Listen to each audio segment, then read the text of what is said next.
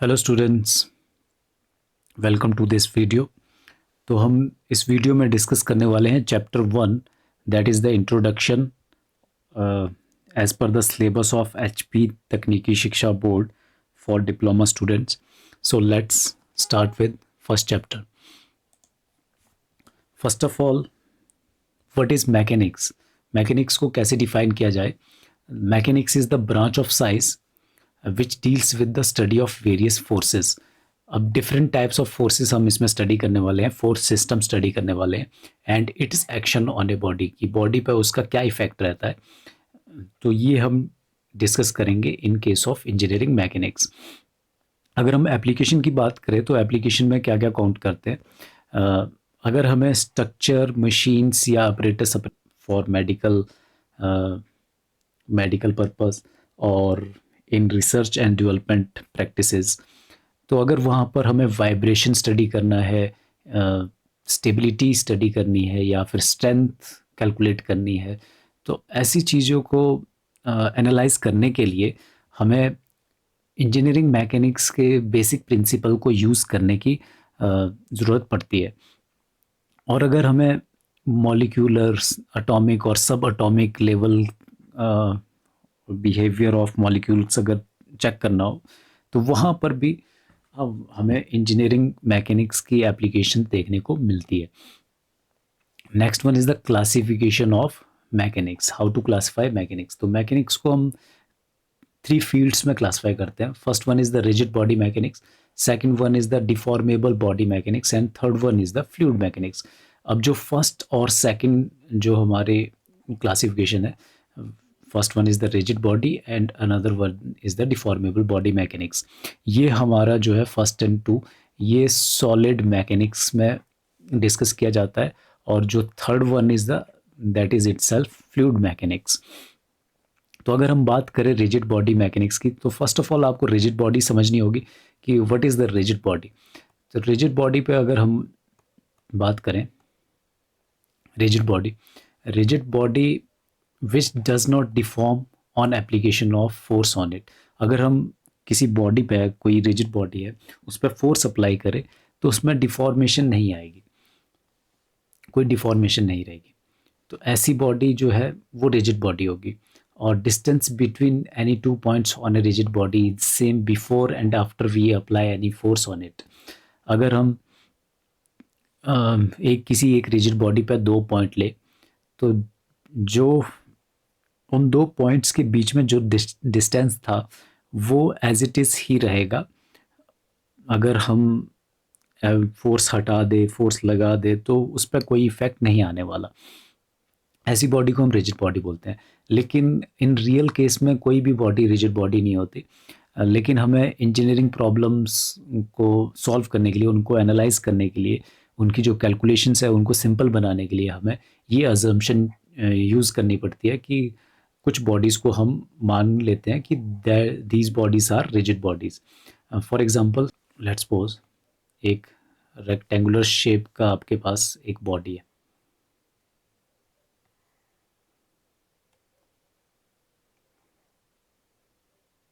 Okay, this one is the body. और अगर आप बात करें कि इस पे 2 पॉइंट्स है, this one is the point 1, this is the point 2। अगर हम इन दोनों पॉइंट्स के बीच में डिस्टेंस मेज़र करें, what is the distance between these 2 points,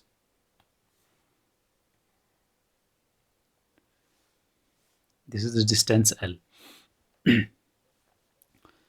तो अगर ये रेक्टेंगुलर बॉडी हमारी, इस पे अगर फोर्स अप्लाई कर दी जाए तो इन 2 पॉइंट्स पे क्या इफ़ेक्ट पड़ेगा, ये देखने वाली बात होगी। रिजिड बॉडी है तो डिस्टेंस जो है आफ्टर एप्लीकेशन ऑफ फोर्स भी सेम रहना चाहिए जो बिफोर एप्लीकेशन ऑफ फोर्स है। तो अगर हम फोर्स अप्लाई कर दें रिजिड बॉडी पे, लेट्स सपोज, अब जो आपकी डायरेक्शन है इस रेक्टेंगल की, वो फोर्स की वजह से चेंज हो गई है, डायरेक्शन चेंज हो गई है। लेट्स सपोज जो डायरेक्शन है वो अब कुछ इस तरह से होगी, और जो 2 पॉइंट्स हमने मार्क किए थे वो 2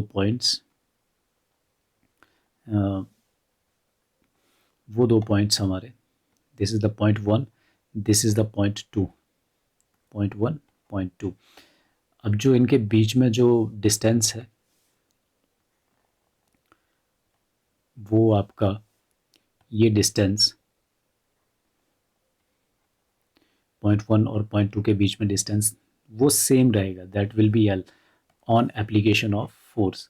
अगर हम इस पर कोई फोर्स ऑफ एफ मैग्नीट्यूड अगर अप्लाई कर दें तो ये जो रेक्टेंगुलर शेप की बॉडी है, शेप कैसी भी हो सकती है, मैंने अज्यूम करके रेक्टेंगुलर लिया, कोई आर्बिट्ररी शेप की बॉडी भी हो सकती है, उनमें भी 2 पॉइंट्स हम मार्क करके देखें तो उनके बीच में जो डिस्टेंस है वो डिस्टेंस आफ्टर एप्लीकेशन ऑफ,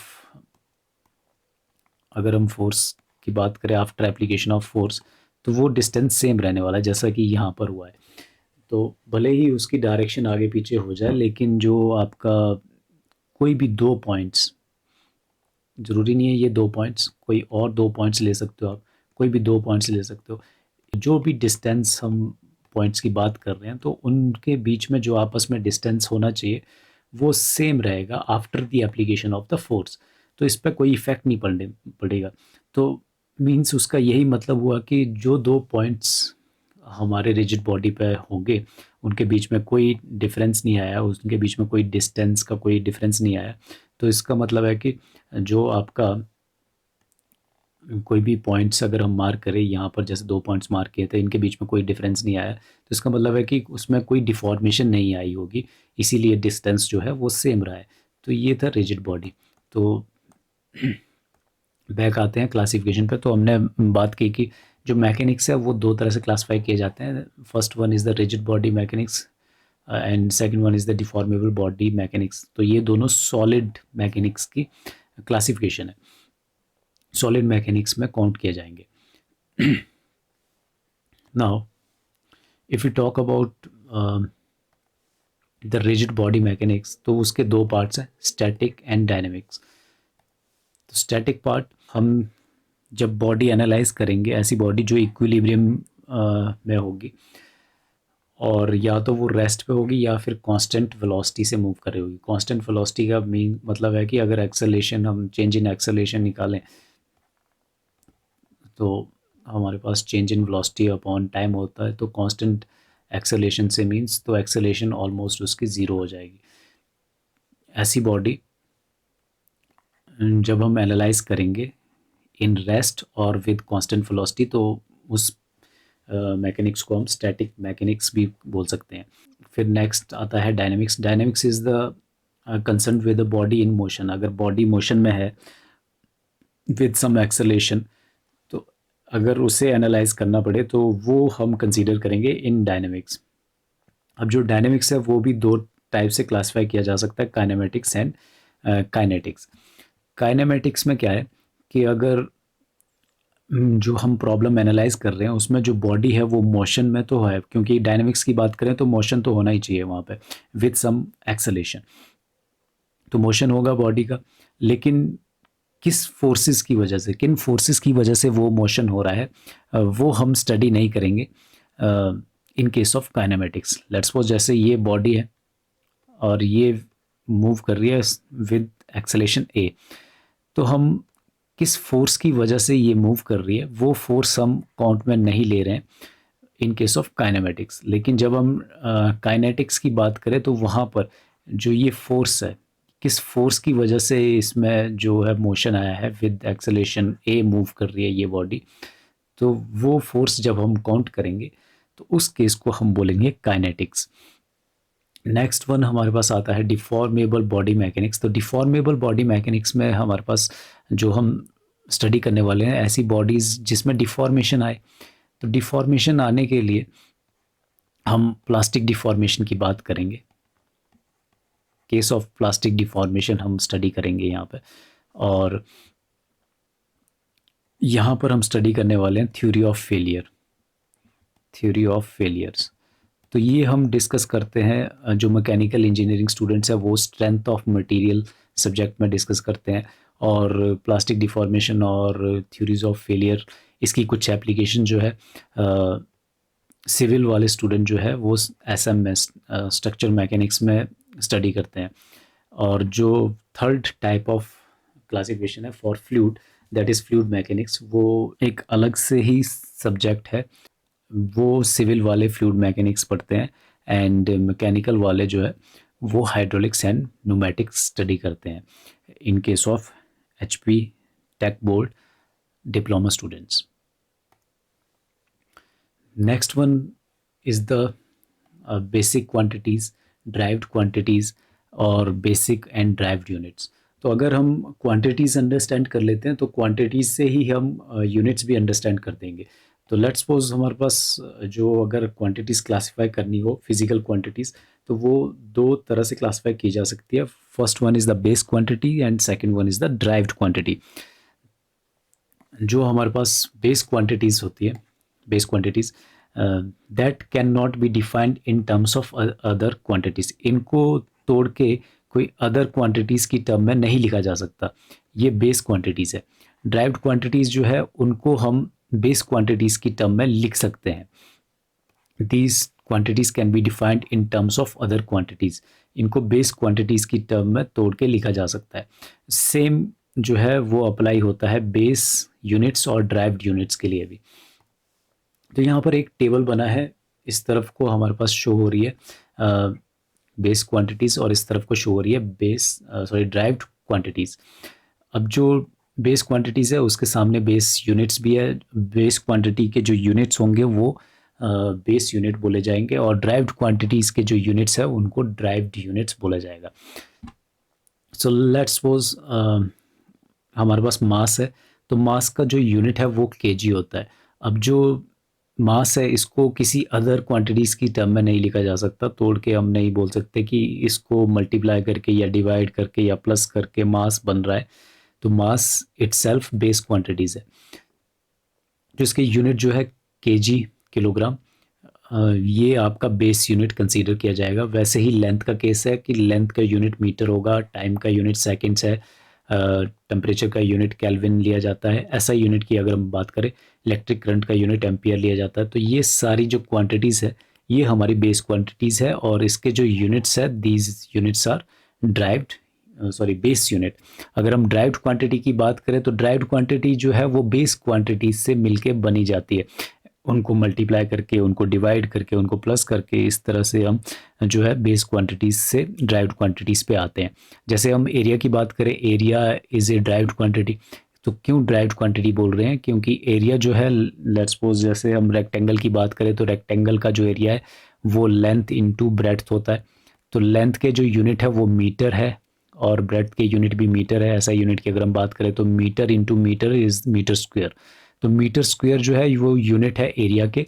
तो एरिया जो है वो लेंथ इंटू ब्रेड्थ, जो लेंथ है, ब्रेड्थ भी एक तरह से लेंथ ही है, तो लेंथ इंटू लेंथ अगर हम देखें तो ये जो है बेस क्वांटिटीज़ दो लेंथ को मल्टीप्लाई करके बनाई जा रही है। एरिया जो है वो कैलकुलेट किया जा रहा है फ्रॉम बेस क्वांटिटीज़, तो इसीलिए इसको ड्राइव्ड क्वांटिटी बोला गया है और जो इसके यूनिट है वो ड्राइव्ड यूनिट है। वैसा ही वॉल्यूम के केस में है, length into breadth into height, metre into metre into metre, that is metre cube. तो वॉल्यूम के जो यूनिट है metre cube, that is derived unit और volume itself is derived quantities. वैसे ही डेंसिटी की बात करें तो density is mass upon volume. Mass का यूनिट है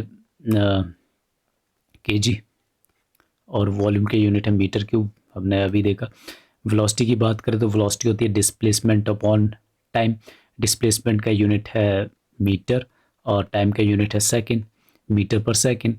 और एक्सेलेरेशन की बात करें तो वेलोसिटी अपॉन टाइम होता है, वेलोसिटी के यूनिट है मीटर और टाइम की यूनिट है सेकंड, तो एक्सेलेरेशन के यूनिट हो गए मीटर पर सेकंड स्क्वायर। फोर्स की बात करें तो फोर्स होता है मास इंटू एक्सेलेरेशन और मास के यूनिट है केजी और एक्सेलेरेशन के यूनिट हमने अभी निकाले तो मीटर पर सेकंड स्क्वायर। तो ये सारे जो यूनिट हमने यहाँ कैलकुलेट किए, these are the derived units और जो ये क्वांटिटीज़ है these are the derived quantities. Next हम स्टडी करते हैं यूनिट सिस्टम। बहुत सारे यूनिट सिस्टम, डिफरेंट कंट्रीज़ बहुत सारे यूनिट सिस्टम फॉलो करती है।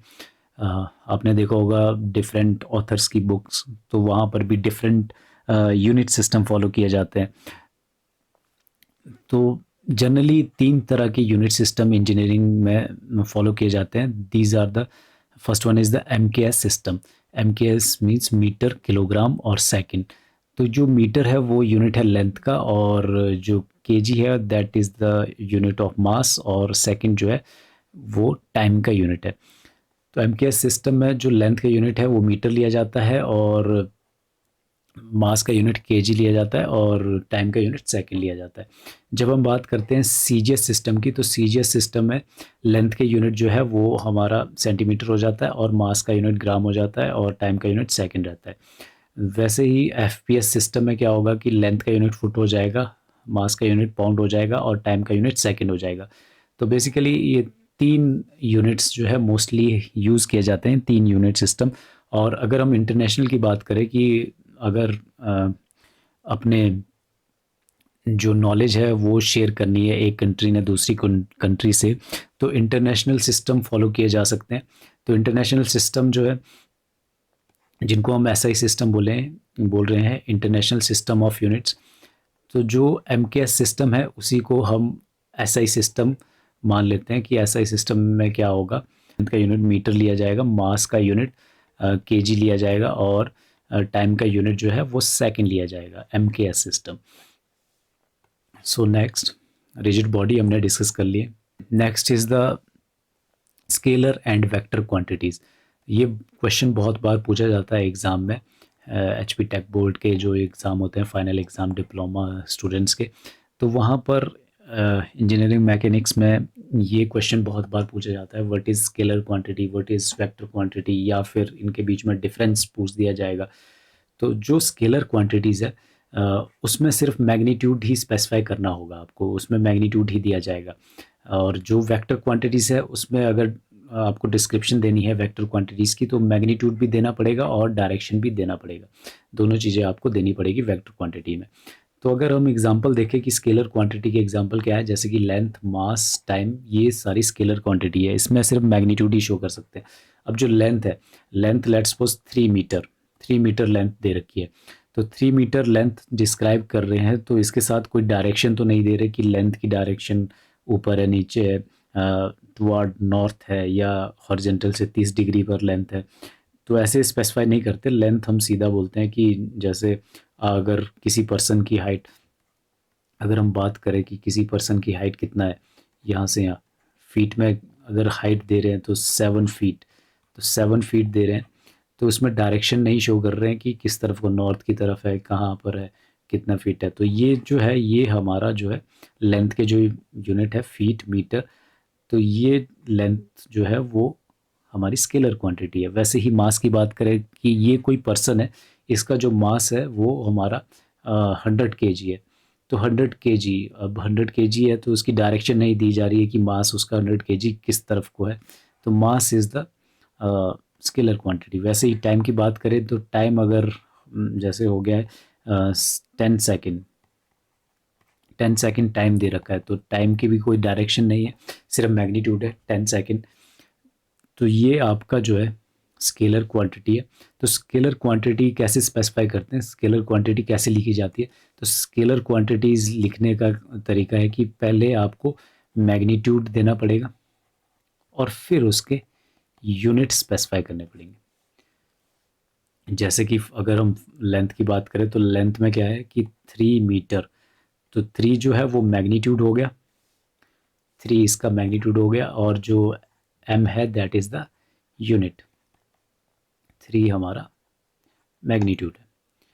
तो जो स्केलर क्वांटिटी है वो ऐसे स्पेसिफाई की जाएगी, ऐसे डिस्क्राइब की जाएगी। लेकिन जब हम बात करें वेक्टर क्वांटिटीज़ की, वेक्टर क्वांटिटीज़ में हमारे पास आता है जैसे फोर्स आता है, force is the vector quantity, position और मूवमेंट। जैसे फोर्स है, फोर्स की आपको डायरेक्शन शो करनी पड़ेगी, फोर्स मैग्नीट्यूड शो करना पड़ेगा। 10 न्यूटन की फोर्स है तो इसकी डायरेक्शन शो करनी पड़ेगी कि कितने एंगल पे लग रही है, 30 के एंगल पे फोर्स लग रही है, किसी बॉडी पे फोर्स अप्लाई हो रही है, ये वो कोई बॉडी है, इस पर फोर्स अप्लाई हो रही है विद हॉरिजेंटल जो है 30 का एंगल बना रही है, तो यहाँ पर ये मैग्नीट्यूड हो गया, 10 Newton is the magnitude and 30 is the direction. या फिर फोर्स की डायरेक्शन आप बोल सकते हो कि ईस्ट में लग रही है। अगर हम ऐसे देखें कि फोर्स जो है इस डायरेक्शन में लग रही है, तो हम बोल सकते हैं कि वो ईस्ट की डायरेक्शन में लग रही है। 10 न्यूटन जो फोर्स है, ये 10 न्यूटन मैग्नीट्यूड हो गया और डायरेक्शन जो है वो ईस्ट होगी। तो दोनों चीज़ें आपको इसमें स्पेसिफाई करनी पड़ेगी। वैसा ही पोजीशन का केस है कि पोजीशन कहाँ है। अगर किसी पर्सन की पोजीशन यहाँ पर है तो वो ओरिजिन से कितने डिस्टेंस पे है, तो ये जो डिस्टेंस है ये पोजीशन की मैग्नीट्यूड हो गया। और वो कहाँ है, नॉर्थ वेस्ट में अगर वो जा रहा है तो उसकी जो डायरेक्शन है वो नॉर्थ वेस्ट होगी, तो डायरेक्शन भी आपको साथ में देनी पड़ेगी। वैसे ही मूवमेंट का केस है कि मूवमेंट जो है क्लॉकवाइज मूवमेंट है, एंटी क्लॉकवाइज मूवमेंट है, जैसे कि पॉजिटिव नेगेटिव आप लेते हो, तो मूवमेंट की भी डायरेक्शन शो करनी पड़ेगी। और मूवमेंट के यूनिट न्यूटन मीटर होते हैं। जैसे 10 न्यूटन मीटर जो मूवमेंट लग रही है वो क्लॉकवाइज लग रही है या फिर एंटी क्लॉकवाइज लग रही है, तो इसके भी आपको डायरेक्शन शो करनी पड़ेगी मूवमेंट की। तो वो एक वेक्टर क्वांटिटीज़ है। जैसे मास है, मास जो है दैट इज़ एम, केजी इसके यूनिट होते हैं। जो वेट होता है, weight is mass into acceleration due to gravity, m into g. तो इसको, इसके जो यूनिट है वो न्यूटन होते हैं। तो जो वेट है ये हमारा एज ए फोर्स काउंट किया जाता है, तो ये एक हमारा वेक्टर क्वांटिटी है। ठीक है, आगे हम डिस्कस करेंगे कि क्या डिफरेंस है मास एंड वेट में। Next one is the representation of A vector. Vector को कैसे रिप्रेजेंट किया जाता है। लेट्स सपोज अगर हमें कोई वेक्टर रिप्रेजेंट करना हो, तो वेक्टर को रिप्रेजेंट करने के लिए क्या होगा, वेक्टर रिप्रेजेंट करने के लिए आपको एक एरो की ज़रूरत पड़ती है। अब इस एरो में जो कंसीडर करने वाली जो बात है that is the arrow head. इस पॉइंट को हम एरो हेड बोलेंगे, और जो ये वाला पॉइंट है ये हमारा टेल होगा। This thing is known as the tail. ठीक है, ये हमारा एरो है। तो वेक्टर को रिप्रेजेंट करने के लिए आपको एरो से शो करना पड़ेगा, और एरो जो है उसका आपको एरो हेड बताना पड़ेगा, टेल बतानी पड़ेगी। ठीक है, अगर आपको किसी वेक्टर को, जैसे फोर्स वेक्टर को रिप्रेजेंट करना हो, तो फोर्स वेक्टर को आपको ऐसे डिनोट करना पड़ेगा, F is the symbol of force, और जो यहाँ पर हमारा जो ये एरो आ रहा है दैट इज़ फॉर वेक्टर। तो इस तरह की क्वांटिटी अगर कहीं पर आई है तो इसका मतलब है कि जैसे एम के ऊपर अगर हम एरो बना रहे हैं तो ये हमारा वेक्टर है। और यहाँ पर अगर हम वेक्टर की बात करें तो वेक्टर, यहाँ पर जो हमने ये एरो ड्रॉ किया है, तो इस एरो की जो है डायरेक्शन भी आपको स्पेसिफाई करनी पड़ेगी कि किस डायरेक्शन में, जैसे हॉरिजेंटल के साथ ये कितने एंगल कितना एंगल ड्रॉ कर रहा है, तो यहाँ पर आपको एंगल भी शो करना पड़ेगा। Let's suppose 35 degree is the angle, तो ये आपकी डायरेक्शन आएगी। तो मैग्नीट्यूड आपको स्पेसिफाई करना पड़ेगा, जैसे 10 न्यूटन की फोर्स है तो ये 10 न्यूटन मैग्नीट्यूड हो गया और 35 degree is the direction. Next आता है कि representation of a force vector. अगर हमें फोर्स वेक्टर को रिप्रेजेंट करना है तो सबसे पहले तो आपको फोर्स पता होनी चाहिए। Force is the action of one body over another. एक बॉडी का दूसरी बॉडी पर क्या एक्शन है उसी को ही फोर्स माना जाता है। अगर हम करेक्टरिस्टिक की बात करें कि characteristic of a force vector, ये क्वेश्चन बहुत बार पूछा गया है एग्जाम में, what is the characteristics of force vector. तो फोर्स वेक्टर की जो करेक्टरिस्टिक है उसमें 4 पॉइंट्स कंसीडर होने चाहिए। मैग्नीट्यूड आना चाहिए, उसमें पॉइंट ऑफ एप्लीकेशन आना चाहिए, लाइन ऑफ एक्शन आना चाहिए और डायरेक्शन आनी चाहिए। सो लेट्स सपोज आपके पास यहाँ पर कोई फोर्स वेक्टर ड्रॉ किया जा रहा है, this is the force vector. जो फोर्स वेक्टर है इसका एरो हेड आपको पता है ये है, टेल आपको पता है ये है, और ये जो पूरा है ये आपका एरो है। तो फोर्स को रिप्रेजेंट करने के लिए मैग्नीट्यूड होना चाहिए, और मैग्नीट्यूड जो है let's suppose this is the force of 10 Newton. तो 10 न्यूटन जो है यहाँ पर जो ये 10 न्यूटन हमने लिखा है, दिस इज़ द मैग्नीट्यूड, ये मैग्नीट्यूड आ चुका है। एंड अगर हम बात करें पॉइंट ऑफ एप्लीकेशन की, तो पॉइंट ऑफ एप्लीकेशन कौन सा कंसीडर किया जाएगा? This arrowhead, this arrowhead is known as the point of application. तो ये हमारा यहाँ पर पॉइंट ऑफ एप्लीकेशन आएगा, पॉइंट ऑफ एप्लीकेशन। ओके, तो मैग्नीट्यूड आ गया, पॉइंट ऑफ एप्लीकेशन आ गया। Next one is the line of action. और जो लाइन ऑफ एक्शन है, ये हमारी लाइन ऑफ एक्शन है। अगर हम फोर्स वेक्टर के ऊपर ही एक लाइन ड्रॉ कर दे और इस लाइन को हम कहीं आगे तक कहीं भी ले जा सकते हैं, तो ये जो लाइन है, this is the line of action, ये लाइन ऑफ एक्शन कंसीडर की जाएगी। फिर आता है कि डायरेक्शन। अब डायरेक्शन जो है, डायरेक्शन डिफाइन करने के लिए, जैसे हमने बोला कि ईस्ट वेस्ट नॉर्थ साउथ, इस तरह से भी फोर्स की डायरेक्शन हम स्पेसिफाई कर सकते हैं कि ईस्ट और नॉर्थ के बीच में कहाँ पर लाई कर रही है। और यहाँ फिर हम डायरेक्शन जो है हॉरिजॉन्टल और वर्टिकल से स्पेसिफाई कर सकते हैं कि वर्टिकल से कितने एंगल पे है या फिर हॉरिजॉन्टल लाइन से कितने एंगल पे है। तो स्पेसिफाई करने के लिए लेट्स सपोज हम एक हॉरिजॉन्टल लाइन यहाँ पर ले रहे हैं, तो यहाँ पर हॉरिजॉन्टल लाइन से ये कितने एंगल पे है, कितने एंगल पे है। Let's suppose this is the angle 35 degree. तो ये जो 35 डिग्री है, that is the direction of a force. So next is the difference between mass and weight. तो ये फर्स्ट चैप्टर का लास्ट टॉपिक है। ये बहुत बार आपको क्वेश्चन पूछा गया है एग्जाम में। What is the mass? Mass is the quantity of matter in a body, कि किसी बॉडी में कितना मैटर है, किस मैटर से वो मिलके बनी है। जैसे एक स्टोन की अगर हम बात करें, ये स्टोन है, तो स्टोन जो है वो किस मैटर से मिलके बना है, that is the mass of that stone. तो मास जो है वो स्केलर क्वांटिटी है। जैसा कि हमने देखा कि मास के यूनिट जो है 10 kg, अगर हम बात करें तो kg है यूनिट, तो सिंपल 10 kg लिखा जाता है, उसकी कोई डायरेक्शन नहीं स्पेसिफाई की जाती, ओनली मैग्नीट्यूड है उसमें। तो जो ये मैग्नीट्यूड है 10 kg, this is the magnitude, means this is the scalar quantity. और जो मास है वो कैलकुलेट करने के लिए, जैसे force equal to m into acceleration होता है, तो यहाँ से अगर मास कैलकुलेट किया जाए तो F upon A, force upon acceleration जो है वो मास हो जाएगा, और यूनिट जो है इसका kg होगा। दूसरी तरफ वेट है, तो weight is the gravitational force by which the earth attracts object toward the centre. और जो भी कोई, जैसे ये स्टोन की बात हमने की, कोई भी बॉडी है वो किस फोर्स से अट्रैक्ट हो रही है टुवर्ड द अर्थ, क्योंकि अर्थ का सरफेस है। अब अर्थ के सरफेस के ऊपर कोई भी बॉडी है, तो वो बॉडी ड्यू टू ग्रेविटी अर्थ की तरफ अट्रैक्ट होती है।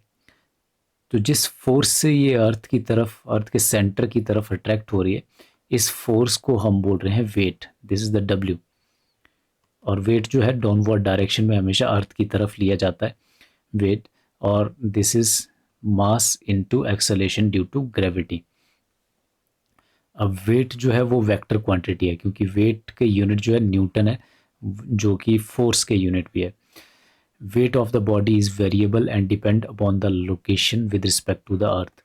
अब जैसे हम बात करते हैं कि अर्थ पे जो ग्रेविटी है वो acceleration due to gravity g लेते हैं, तो g की वैल्यू जो है अर्थ पे 9.81 ली जाती है, 9.81 मीटर पर सेकंड स्क्वायर, एक्सेलेरेशन के ही यूनिट है इसमें। और अगर हम बात करें मून पे हमारी जो gravity, acceleration due to gravity है, वो अर्थ के रिस्पेक्टिव में 1/6 हो जाती है, g/6 हो जाएगी मून पे। तो ये वेरिएबल है पोजीशन। जैसे जैसे आप अगर यूनिवर्स में डिफरेंट प्लैनेट्स पे जाए, तो वहाँ पर जी की वैल्यू जो है डिफरेंट वेरी करेगी।